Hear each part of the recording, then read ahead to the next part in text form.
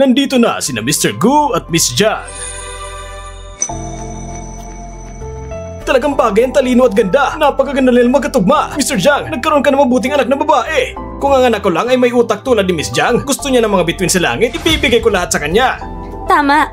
Si Miss Jiang ay 18 pa lang at meron na siyang sariling research institute. Ganitong kakayahan niya, lumaki sa Jiang family. Siyempre, palaging pinapalaki ng labis. Talaga, ang ganito ka-excellent na bata. Tahan-tahan ko talagang hawakan.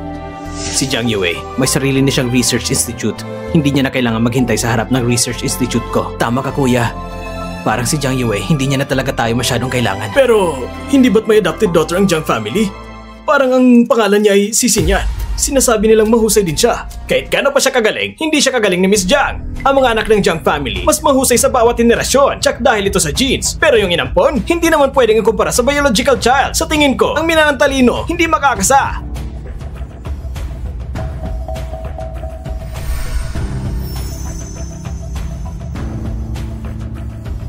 Jiang Yue, hintayin mo ako.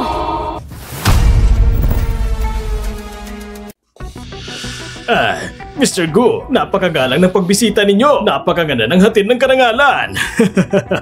Mr. Jiang, sa paggawa ng pagkikitungo, dapat may konting diskarte. May mga tao ngayon na hindi mo basta maapektuhan.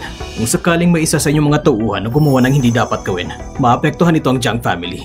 Hindi naman ito maganda, hindi ba? Oo. Tama kayo. Pagpapasensyahan ko po siya ng mahigpit. Jiang Yue, tulungan mo nga ako magpaliwanag. Ano bang ipapaliwanag ko? Tama si Mr. Gu. Lalo na yung inampun mong anak na babae. Kung mapapakita ulit siya ng kalokohan sa harap ko, hindi ko masisiguro. Nasa susunod, makakabalik siya ng buhos sa tabi mo. Ikaw? Pa, hinahanap ka ng host. Maganda ka na sa speech mo. Ako nang bahala rito. Paumanhin. Mr. Gu, Jiang Yue, may inahan ng tsaa at merienda dyan sa inyo. Dumiretso tayo doon. Masusunod ang plano. Inaanunsyo na ni Papa sa lahat na ikaw ang anak ng babae ng Jiang family. Pasensya na, Miss Jiang. Pasensya na. Paano mo naman nagawa ito? Walang problema. Jiang Yue, pumunta ka sa kalawang palapag at magpalit ng damit para masubukan yung bagong gown na binili ko sa'yo. Sasama muna ako sa kanya. Magpapalit lang ako. Ikaw lang mag-isa. Pag tinignan mo ang Jiang family, mukhang maayos silang lahat. Pero sa totoo lang, wala namang mabuti sa kanila. Gusto mo bang samahan kita? Huwag na. Babalik din ako agad.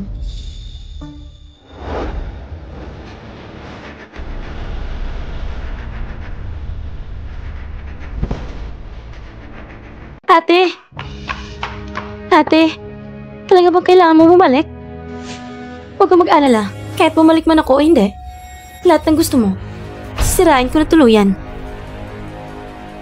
Ate, mula nang ipinanganak ka, iniwan ka sa ampunan. Masama lang ang kapalaran mo. Pero iba naman ako sa'yo. Iniwan ako ng mga magulang ko sa ospital, pero niyakap ako ng mama ko pa uwi. At minahal ang buong pamilya. Ipinanganak ako na mas maswerte kaysa sa'yo. Ipinanganak bilang bahagi ng Jiang family. Kung pipilitin mo akong gawin ito, huwag mo na ako sisihin.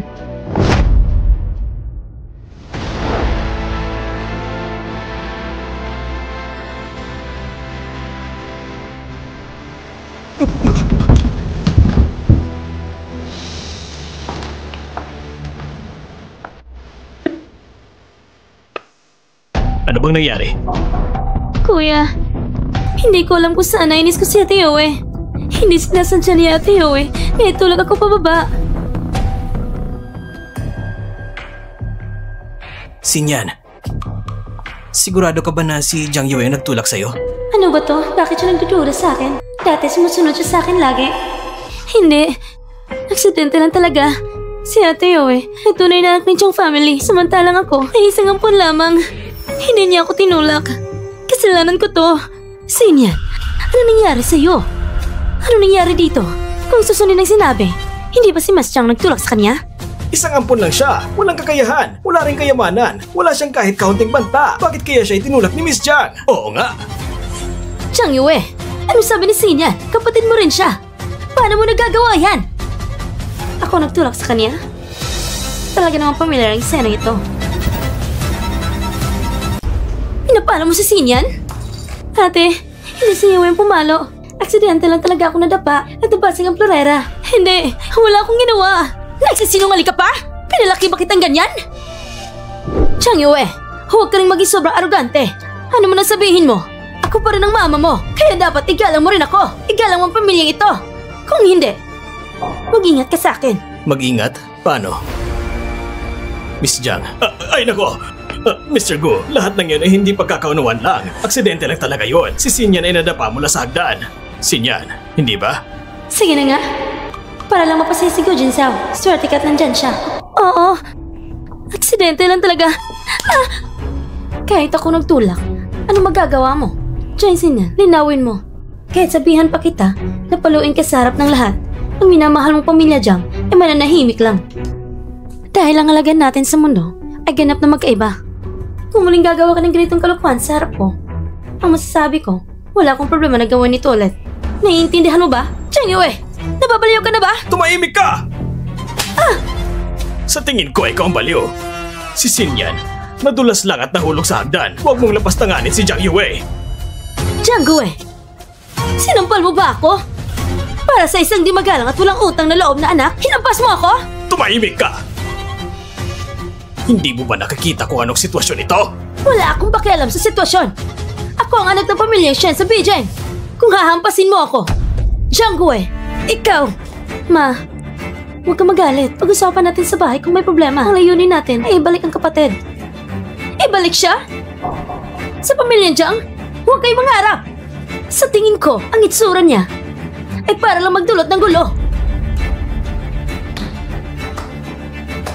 Sinabi ni Mrs. Jiang, tama naman. Jiang Yue. Mr. Jiang, ang dahilan kung bakit ako dumating ay hindi para bumalik sa pamilyang Jiang, kung hindi para ilipat ang aking rehistro at putulin ang relasyon sa pamilyang Jiang. Ilipat ang rehistro? Jiang Yue, nandito si Mr. Gu at marami pang tao. Huwag kang magsalita ng kalokohan. Mr. Jiang, hindi ba sabi ngayon espesyal na handog para kay Xiao Jiang na may salo-salo? Paano ito magiging paglilipat ng rehistro? May anak na ganito. Huwag mo masyadong ipilit. Nakahanda ng mga legal na dokumento. Kapag nilipat ko na ang aking rehistro, ako at ang pamilya Jiang wala ng kaugnayan. Jiang Yue, maraming tao dito. Huwag kang magsalita ng kalokohan. Hindi ako nagsisinungaling. Lahat ng gastos ko sa pamilyang Jiang ay naibalik na. Ako at ang pamilyang Jiang ay malinaw na. Dumating ako ngayon para linawin ito. Para hindi na kayo magtabi ng isang kwarto. Para ikulong ako. Ano? Ikukulong? Ang talentong tulad ni Miss Jiang sa pamilya Jiang. Bakit ikukulong? Bagaman mali ang ikulong, pero putulin ang relasyon, sobrang labis naman. Jiang Yue, huwag kang magsalita ng kalokohan. Sabi ko na nga ba, ang utak nitong walang utang na loob na anak nakabalik sa pamilya Gu pagkatapos yumaman. Ngayon, una ka pang lalaya sa pamilyang Jiang. Jiang Yue, kung ganito ka makakalimot sa utang, hindi ka ba natatakot na pagtawanan? Bakit ako matatakot? Pagkapanganak ko, ay iniwan mo ko sa isang ampunan. Ikaw, sa responsibilidad mo bilang ina, hindi ka natatakot? Huwag kang magbintang nang wala sa katotohanan. Ang malas mo lang talaga at nahuli ka ng mga trafficker. Kami naghirap ng gusto para lang hanapin ka. Hindi namin inaasahan na sa halip na magpasalamat ka, gusto mo pang putulin ang relasyon sa amin. Ngayon, ikaw pa rin ang sumasalungat. Inaakusahan ng mga magulang mo. Ganun ba? Siyang yun. Ikaw talaga, hindi ka natuto, walang awa. Tignan niyo itong lahat.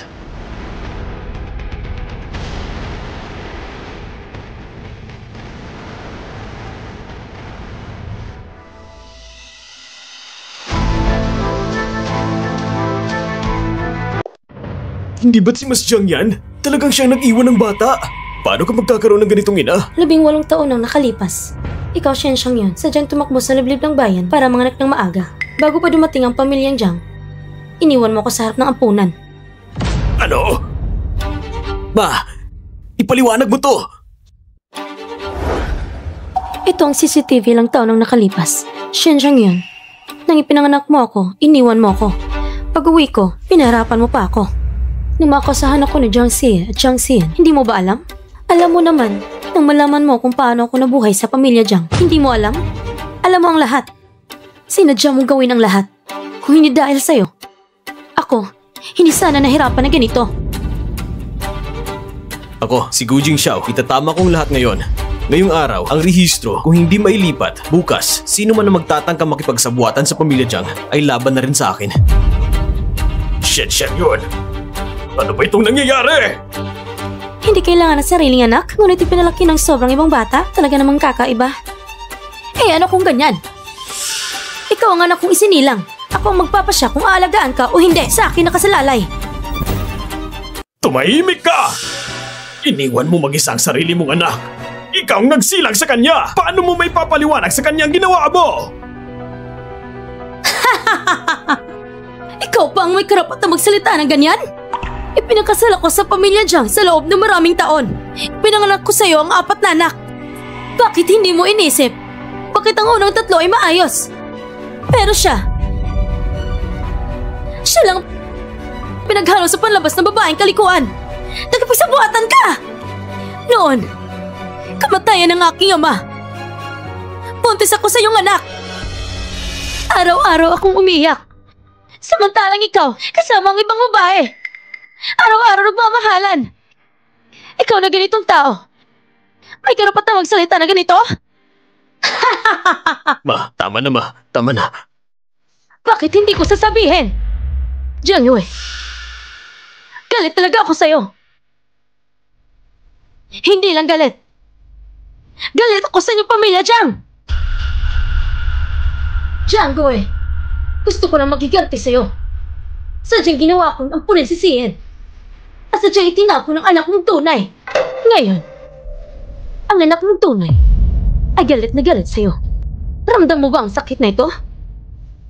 Ramdam mo ba? Kumusta ang pakiramdam? Nababaliw ka na talaga! Oo! Baliw ako! Jiang Yue, magalit ka man sa akin, walang silbi. Kung magpapatuloy ka pang magalit, ako rin ang iyong ina. At ako rin ang nakatata na anak ni Jiang at Shen. Kahit magalit pa kayo sa akin, hindi niyo ako mapapahama. Ganun ba? Lahat ng sinabi mo ngayon ay magiging patunay na iyong krimen. Mrs. Jiang, ipaliwanag niyo na lang sa pulis kung paano niyo inibanon ang sarili niyong anak. Ma! Anong ginagawa niyo? Lumayo kayo! Lumayo kayo! Ma! Anong gagawin niyo sa mama ko? Ma! Ma!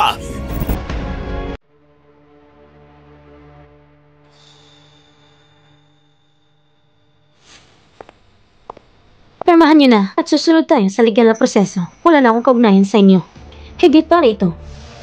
Kung hindi niyo pipirmahan, hindi ko masisiguro kung sa susunod, hahawakan ko ang negosyo ng Jiang. Ikaw, ako ang ama mo. Tandaan mo!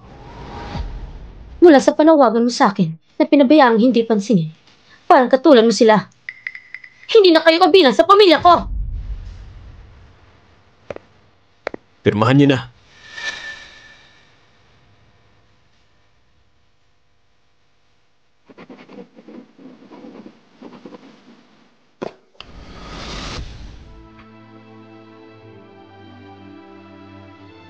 Simula ngayon, wala na akong kaugnayan sa pamilyang Jiang. Wala na kahit anumang koneksyon.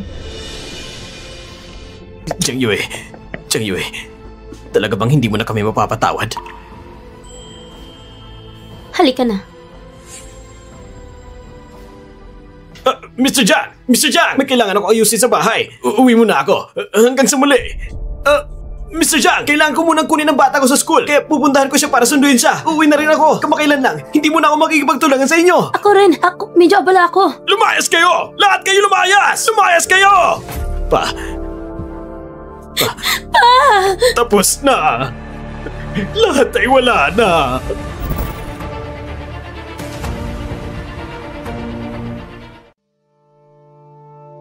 Pa, ano nang gagawin natin ngayon? Ano? Nanginapin niyo si Jiang Yue. Bakit hindi niyo naiisip ito noon? Lahat ay nasira na. Pa, kumalma ka muna. May kontrata tayo. Sa Gucci, hindi ka rin nila mapapahamak kahit ilang partner ang umalis.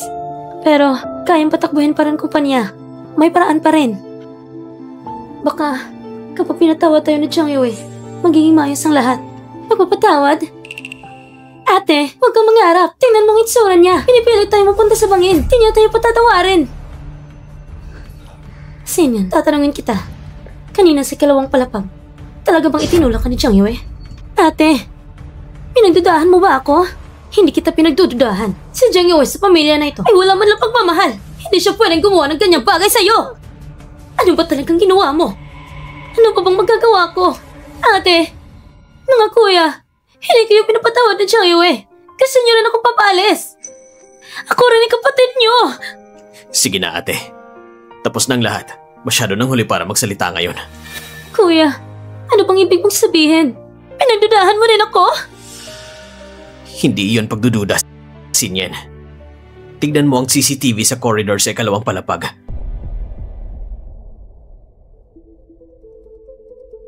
Pasensya na. Ayaw ko rin ng ganito. Ewan ko rin. Bakit nangyari ang ganito? Ang gusto ko lang na kung hindi sobrang galing ni ate, baka hindi siya alis sa Jiang. Gusto ko lang mapanatili ang kapayapaan sa pamilya. Ako, hindi ko talaga siya sadyang itinulak. Sinyen, talaga bang ikaw yon? Ikaw? Bakit naman? Itinulak mo siya. Ngayon, napahamak na ang Jiang family dahil sa'yo. Ikaw na abala. Pa! Bakit mo ko hindi man lang sinata dati? Sige na pa. Dahil nangyari ng lahat, wala na ring silbi kung sisihin pa natin siya. Ang importante ngayon ay paano ayusin ang susunod na problema. May iba pa ba kayong paraan? Ha? Humingi kayo kay Jiang Yue. Kahit ano pang hiling niya, papayag tayo! Papayag tayo! Mula ngayon, ikaw ay magkakaroon na ng sariling account. Salamat, Mr. Gu, sa tulong mo. Ang sabi ko, huwag mo na akong tawagin sa ganyang pangalan. Kung ganun, tatawagin kitang Xiao Xiao? Ngayon, hindi tama ang lahat. Baka mas mabuti kung tawagin kita sa dati mong pangalan, Xiao. Sige. Kung ganun, Yue, pwede ba kitang pasalamatan sa isang pagkain dahil sa performance ko ngayon? Pagkakainin mo ko bilang pasasalamat? Tara ba? Sige.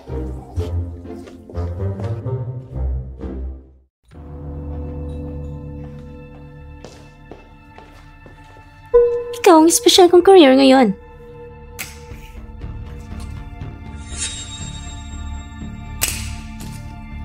Kailangan mo lang kunin ng isang bagay para sa akin.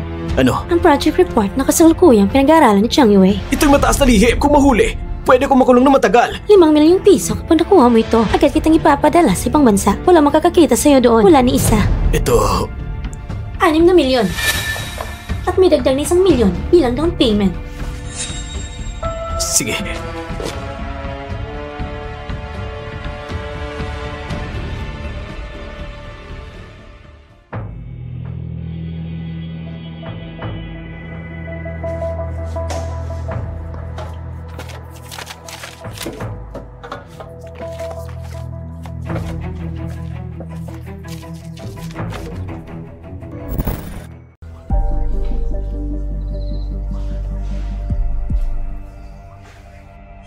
Boss, ito mga kopya na naiprint ko pagkatapos ko ito makuha para malinaw ang usapan natin tungkol sa pera. Tapos na ang transaksyon. Umalis ka na agad. Sobrang ayos mo, boss. Jiang Yue, ang kahihiyan na ginawa mo sa akin, pabayaran mo na sobra.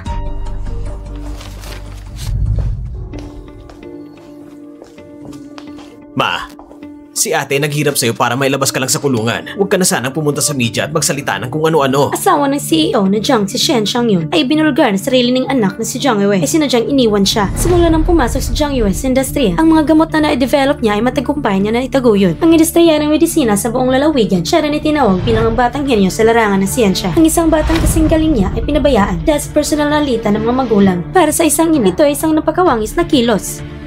Lumayo kayo! Lumayo kayo! Ano ginagawa niyo ng mama ko? Ma!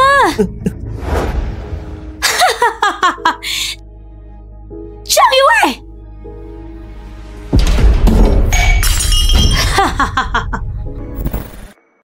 Umupo ka, Ma. Ma, hinggan mo ako. Kumalma ka lang. Wala kayong kwenta! Ma, anong sinasabi mo?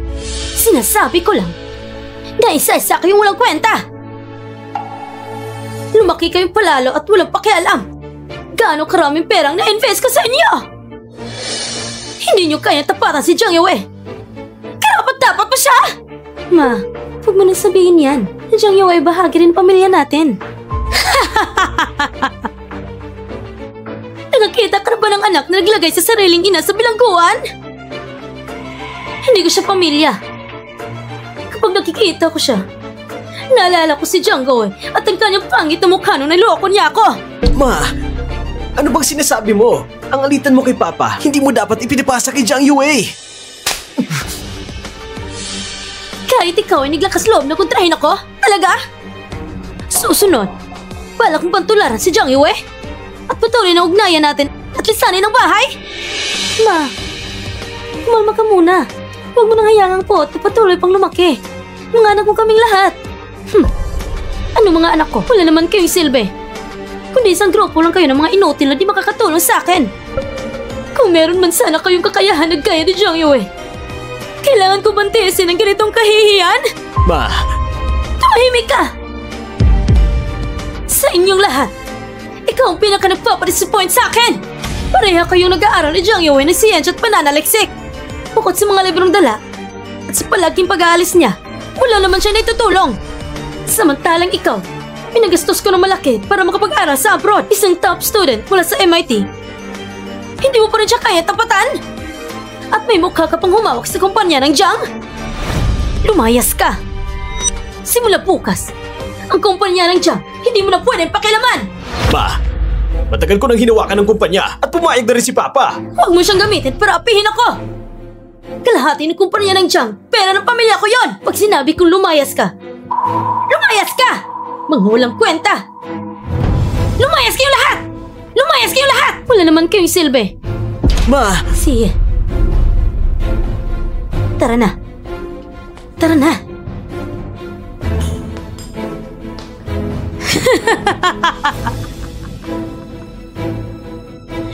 Jiang Yue, talaga palang maliit ang tingin ko sa'yo.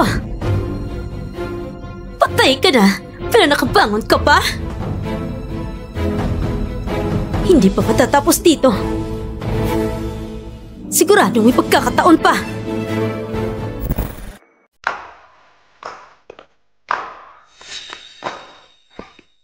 Ano yung hawak mo? Ma, ako, hindi ko sinasadya. Pinakuha ko sa ibang project book ni Jiang Yue. Hindi ito pa mga tala ng research.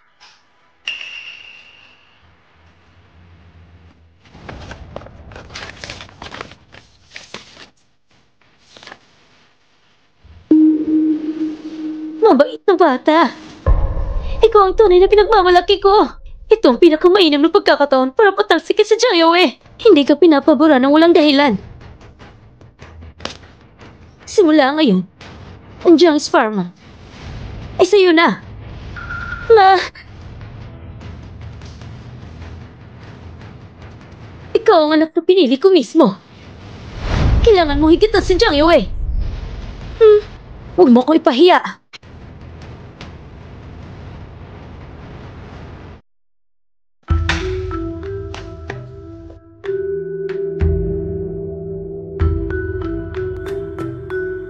Nahuli ng isda, maaaring ilunsad ng bagong gamot sa cancer sa tiyan.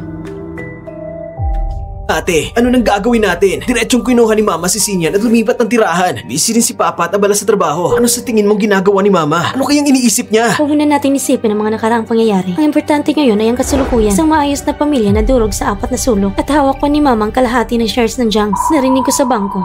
Inilipat na ni Mama ang karamihan ng cash flow ng Jiang. Bakit kailangan ni Mama ng maraming pera? Hindi lang pera ang gusto ni Mama. Ibinigay pa ni Mama ang ospital na hawak ko at ang research institute kay Jiang Xinyan. Ano? Hindi lang yon. Si Mama at si Sinyan, hindi ko alam kung saan nila nakuha ang research book. Nagawa nila ang special na gamot sa cancer sa tiyan. Halos kapareho ng sagu. Ang diferensya lang ay ang bisa at pangalan. Pwede bang itanong, ang espesyal na gamot ng Jiang ay nilunsad ng sabay sa Go Pharma? Totoo bang narinig namin na kinamumuhian ninyo ang inyong sariling anak na si Jiang Yue at sinadya niyong gamitin ito para papagsakin siya? Paano naman si Jiang Xinyan na inyong inampon? Anong nararamdaman ninyo para sa kanya? Bakit niyo iniwan si Jiang Yue? Ngayon, tinatawag siyang Little CEO Jiang at nagkakamit na napakagandang tagumpay. Nagsisisi ba kayo na iniwan niyo siya noon? Salamat sa inyong mainit na pagtanggap. Gusto kong ituon niyo ang pansin sa produktong inululunsad ngayon at sa aking anak na babae na si Jiang Xinyan. Sa mundo na ito, maraming bagay na mas malaga kaysa sa tugot laman. Katulad namin si Xinyan. Kami ay mga pinalihim na pamilya ng tadhana. Si Xinyan ay gumagawa rin ng research at ang kakuha ng pangalawang pwesto sa buong probinsya. Ito ang karangalan ng aking pinaghirapan. Miss Jiang, magbigay ka ng ilang salita. Malago na tinatanggap ang lahat ng mga journalists sa inyong pagdating ngayon. Ang espesyal na gamot sa cancer sa tiyan ay inimbento namin ng mga guro sa Research Institute. Ang proyektong ito ay matagal na namang sinimulan, ngunit hindi pa nailalabas sa publiko. Hindi tulad ng Gu na palaging high profile. Pero kailan nagsimula sa Jiang Xinyan ng research? Ang kilalang research progress book, maliban sa ilang choices ng raw materials at alternates, halos kopya talaga ng Gu. Hindi ba illegal yun? Hindi naman sigurado. Ang bagong gamot ng Gu ay wala pang patent. Bukod dito, late pa ang market launch. Kung may problema man, dapat ang legal department nila ay kumilos na noon pa. Kahit pinalayas ako ni Mama sa lab, alam ko pa rin na ang research book na ito ay dinala ni Jiang Xinyan mula sa labas. Bukod kay Jiang Yue, hindi ko alam kung sino may ganitong kakayahan. Kuya, ang ibig mong sabihin, ninakaw ito ni Mama? Nawala na talaga ang bait niya. Hanggang ngayon, ang ating espesyal na gamot sa merkado ay kumikita ng mahigit 3 milyon kada araw. Dahil sa mataas ang kalidad ng gamot, malinaw ang epekto. Kahit bagyang mas mababa ang bisa kumpara sa produkto ng Go Group, mas pinipili ito ng mga pasyente. Sige, magbigay alam sa planta. Sigurado ay makasabay ang production line. May naisip pang R&D department kung paano papabuti ang bisa ng gamot? Miss Jiang, ang research book na ipinadala mo ay kopya lang, hindi original. Kaya naman ilang bahagi ng experiment progress ay hindi nakuhanan. Kahit gaano pa namin pagsikapan ang R&D department, ito lang ang naabot namin. Anong ginagawa niyo dyan? Mag-isip kayo ng mabilis. Ang experiment progress, kulang lang ng ilang hakbang para mabantayan ang bisa ng gamot ng Gu. Shit, Jiang Yun. Kailan ka nga ba nagkaroon ng kapangyarihan dito sa kumpanya? Nangas kang gamitin ang pondo at ipalabas ang bagong gamot ng walang pahintulot. Mr. Jiang, mag-ingat ka sinasabi mo. Ang ginawa ko ay suportado ng Board of Directors. Mr. Jiang, matapos suriin ang board ang project agreement, nagkasundo silang ipatupad ito. Simula nang makipagtunggali sa atin ang Gu, maraming partners ang huminto sa pakikipagtulungan. Kung hindi dahil sa proyekto ng CEO Shen, maaari nang huminto ang cash flow ng Jiang's. Anong tawag niyo sa kanya? CEO Shen? Jiang Gue, huwag mong kalimutan na kalahati ng shares ng Jiang ay pag-aari ng pamilya ko. Napakawalang hiya mo talaga. Ang Gu Group ay talaga namang leader sa industriya. At pinapansin mo sila ng harapan, ayos lang. Pero paulit-ulit mo pang ginagawa parehong produkto. Na-offend mo ang lahat. Sa tingin ko, ang Jiang maaari nang masira dahil sa'yo. Pero mas mabuti pa rin kaysa masira sa kamay ng isang mahina at walang kwentang tao. Ikaw! Mr. Jiang! Mr. Jiang! Mr. Jiang! Sisiwan. Nababaliw ng ina mo. Nakikipagtunggali na siya sa Gu Group. Tsak nakatapusan na talaga ito. Tanging si Jiang Yue lang ang makakapagligtas sa sitwasyon. Bilisan niyo, humingi kayo ng tulong kay Jiang Yue. Pa, wala na. Si Jiang Yue ngayon ay hindi na makakatulong sa atin. Galit pa rin ba siya sa atin? Sabihin mo sa kanya na kung handa siyang bumalik at tumulong, ano man ang hiling niya ay papayagan ko.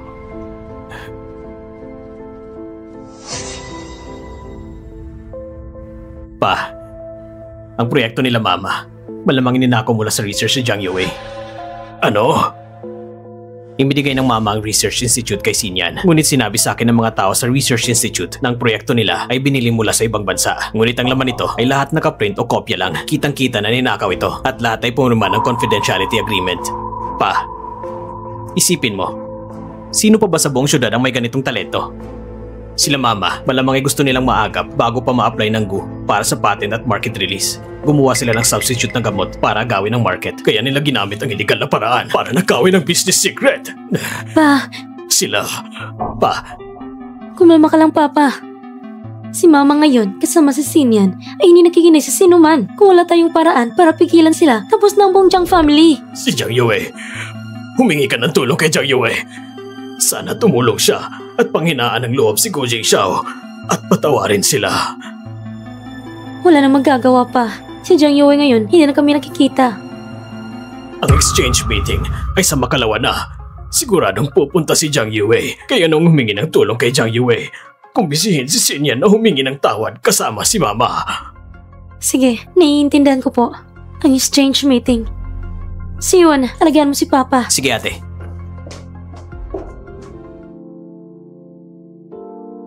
Miss Jiang, ang hinaharap niyo ay walang limitasyon. Ang research achievement mo ay kaya makipagsabayan sa Gu. Kahanga-hanga ang tapang. Kahanga-hanga ang tapang. Miss Jiang, pati na rin ang kapatid mo. Bawat isa ay matalino kaysa sa isa't isa. Ang espesyal na gamot ni Miss Jiang sa merkado ay mas tinatangkilik kaysa sa Gu. Sa susunod na investment, isama mo ako ha? Sige, ayos lang.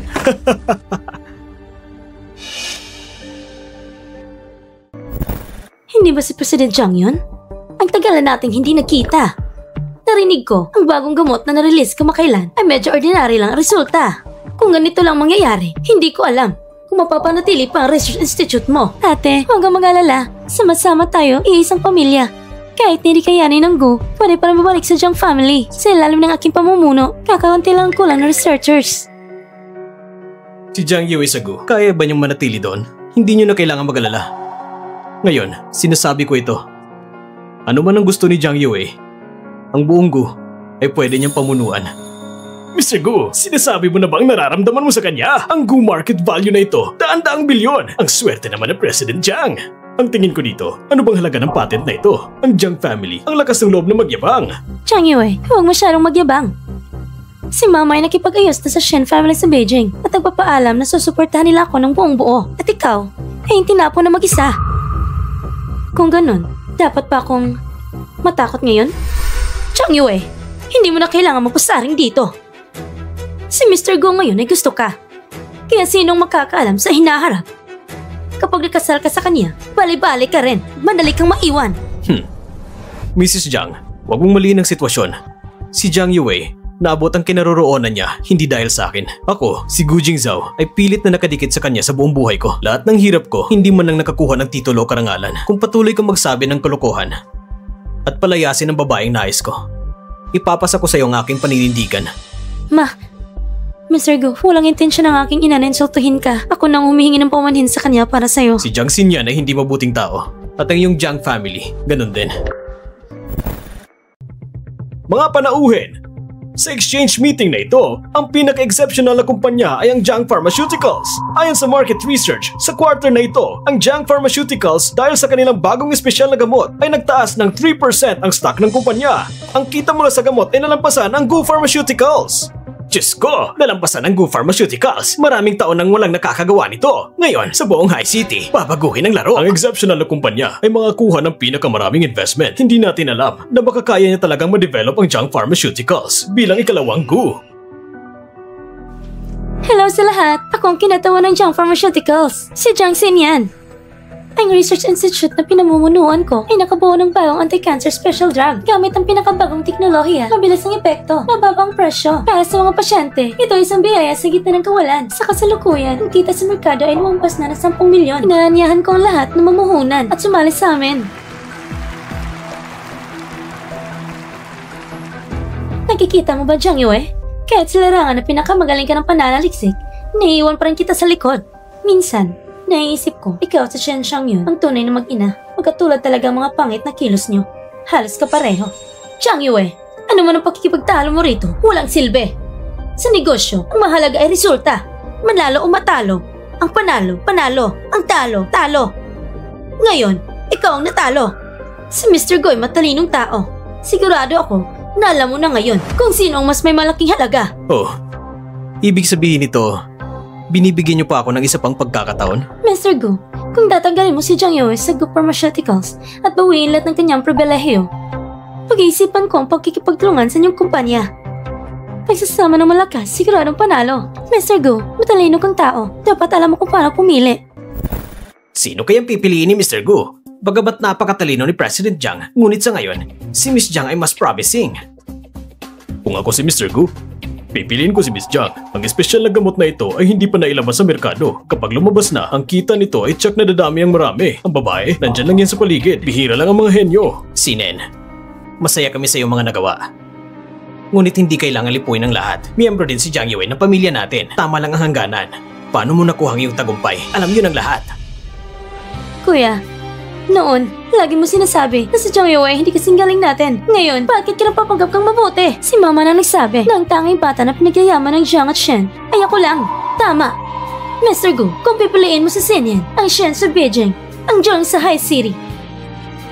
Sa lahat ng lugar na maimpluwensya ako, lahat ay magiging para sa'yo. Ma, nababaliw ka na ba? Ang tagumpay ni Jiang Xinyan ay dapat para kay Jiang Yue. At ang proyektong ito ngayon ay ninakaw niya lang kay Jiang Yue. Kuya, may ebidensya ka ba? Nandito kayo para aksiyahin ng akusasyon? Mag-ingat ka. Hindi naman kita. Ebidensya ba? Wala siya. Meron ako. Ilabas niyo na.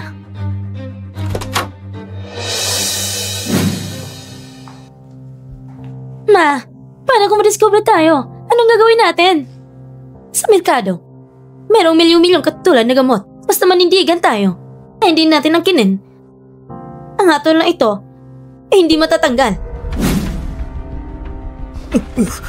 Miss Jiang, tulungan mo ako! Nahuli nila ako! Huwag kang masinungaling! Hindi kita kilala! Hindi kilala?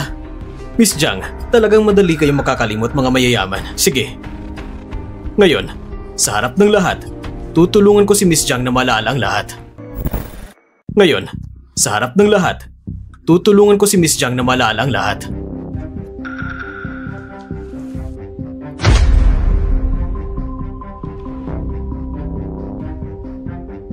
Noong August 13, si Jiang Xinyan sa isang kafe ay lihim na nakipagkita sa aming R&D staff na si Lian.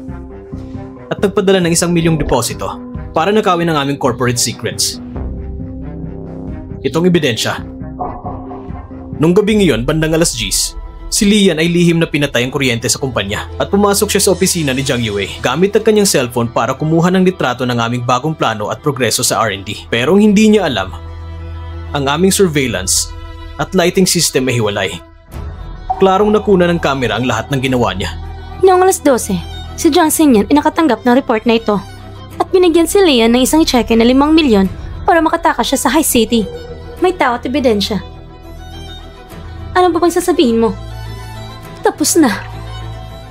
Ito isang bitag. Walang masabi kung bakit. Hindi ko rin narinig dati na si Miss Jiang ay gumawa ng research at bigla na lang may nangyaring malaki. Akala ko, ang pamilya Jiang ay nagkaroon ng biyaya. Akala ko henyo na siya. Magnanakaw lang pala. Ninakaw lang pala. Paano siya magkaroon ng mukha na magyabang kay Xiao Jiang? Nakakahiya. Si Chen Xiang yun, pinababayaan sa sariling henyo na anak na babae at ang ampon pang ginawa niya tagapagmana. Hindi ba parang baliw? Kuya, ate, niloko niya kayong lahat. Isang batang lumaki sa ampunan. Paano niya kayong malampasan ako? Hindi ito posible. Hindi kami naloko. Kayo ni Mama, na sobrang may pagkiling kay Jiang Yue. Hindi ninyo kailanman kinilalang galing niya. Kaya itong kinalabasan ngayon.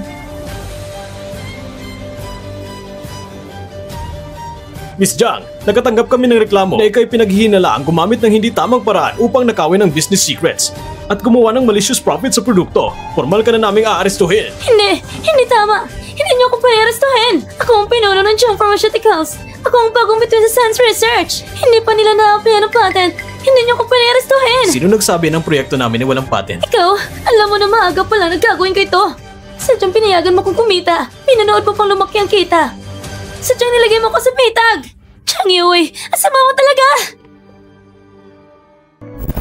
Ito, kung ang R&D output ng Jiang Group ay ninakaw lang kay Xiao Jiang, isang pirated copy lang, nagawa ng maging ganito kalaki. Gaano kaya kahusay ang original product ni Xiao Jiang? Isang ninakaw na imbensyon lang at nakatulong na iligtas ang Jiang Group na lubhang may utang. Si Xiao Jiang ang tunay na karapat-dapat na bituin sa research at ang Gu Group ay tunay na ngunguna sa hinaharap. Ako ay susuporta sa Go Group. Ako rin! Kuya, anong gagawin natin? Ang yaman ni Jiang Yue ngayon, hindi na natin kayang tapatan. Balikan natin si Papa. Naresto na si Mama at si Xinyan. Ang Jiang family ay nabangkarote na.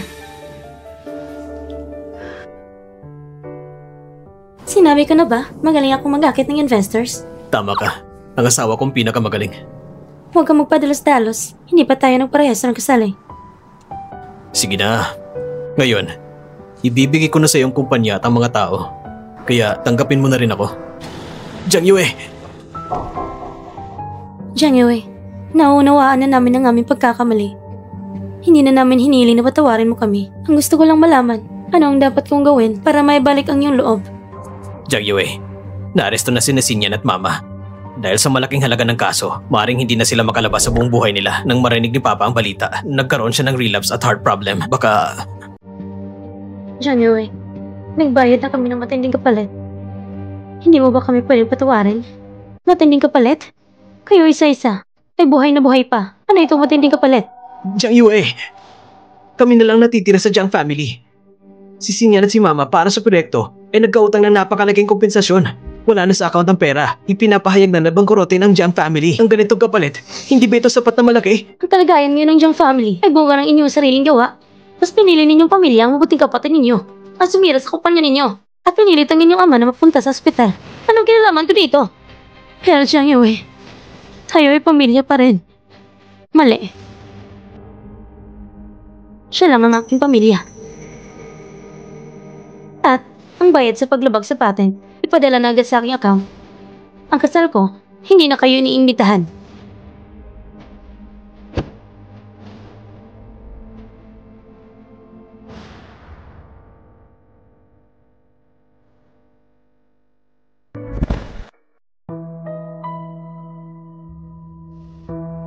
Ma, ayos ka lang ba dyan?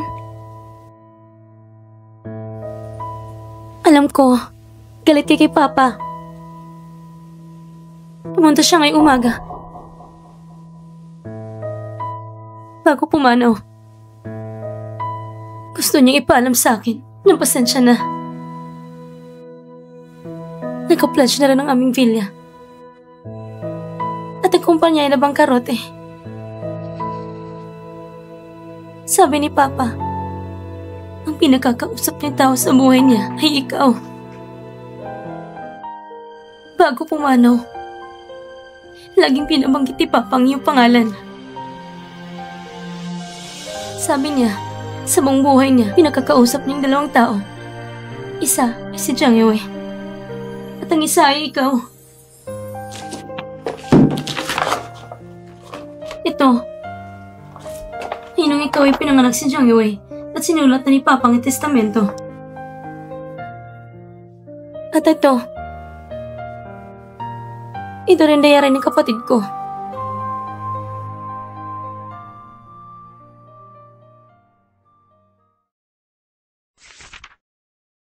Nakita ko si Mama ngayon. Ang ganda niya. Mas maganda kaysa sa iniisip ko. Ang aking mama ay pinakamahinahong mama sa buong mundo. Ang kologan niya sa akin ay kakaiba kumpara sa iba. Mama, dati nasa tiyan mo ko at konektado sa iyong dugo. Sa loob ng 10 buwan, ang koneksyong ito ay nananatili hanggang sa ako'y pinanganak at patuloy ang ugnayan kahit libong milya ang pagitan natin. Sa napakaraming tahimik na gabi sa ampunan, nararamdaman ko pa rin ang koneksyong ito na bahagyang umihila sa akin. At araw-araw, gabi-gabi, pinipigilan akong hindi ka mamiss hanggang sa makauwi ako. Ang di nakikitang pwersa ay umihila pa rin. Bawat segundo, gusto ko manatili sa tabi mo. Sa madilim at tahimik na selda, bawat palo na natatanggap ko, hindi masakit. Kaya kong tiisin. Pero, Mama, pwede mo bang mahalin rin ako? Gaya ng pagmamahal mo sa kapatid ko? Hindi ko kailangan ng pinakamamahal ako. Kailangan ko lang mahalin kahit konti, gaya ng ibang miyembro ng pamilya. Gusto ko rin maging iniintindi mo. Ngayong umaga, ang CEO ng Google